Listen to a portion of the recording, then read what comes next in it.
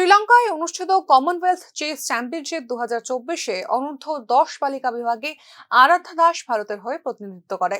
অনূর্ধ্ব-10 বালিকা বিভাগে আরাধ্যা স্বর্ণপদক জয় করেছে। দেশ ও রাজ্যের নাম উজ্জ্বল করে শনিবার রাজ্যে ফিরেছে আরাধ্যা। তাকে এমবিবি বিমানবন্দরে স্বাগত জানায় তার পরিবার এবং শুভাকাঙ্ক্ষীরা। আরাধ্যার এই সাফল্য দেশ ও রাজ্যের জন্য গর্বের। বিমানবন্দরে উপস্থিত সকল জনগণ আরাধ্যাকে রাজ্যে স্বাগত জানিয়েছেন এবং রাজ্যের নাম উজ্জ্বল করার জন্য অভিনন্দন জানিয়েছেন। আরাধ্যা দাস সংবাদ মাধ্যমের মুখোমুখি হয়ে জানায়, আগামী দিনে দেশ এবং রাজ্যের নাম উজ্জ্বল করতে আরো বহুদূর এগিয়ে যেতে চায় সে।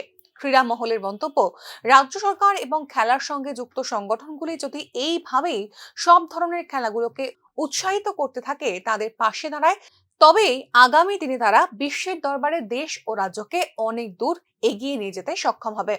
খুব ভালো লাগছে। আর কিছুদিন আগে আমি নর্থ ইস্টের লংগেস্ট ওমেন কম্পিটিশন করেছি, আর এখন কিছুদিন পর আবার এটা আমার খুবই ভালো।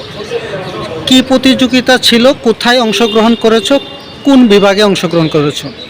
আমি কমনওয়েলথ ইউথ চেস চ্যাম্পিয়নশিপ 2024 আমি আন্ডার 10 গার্লসে আমি কালিকারা শ্রীলঙ্কাতে আমি অংশগ্রহণ করেছি।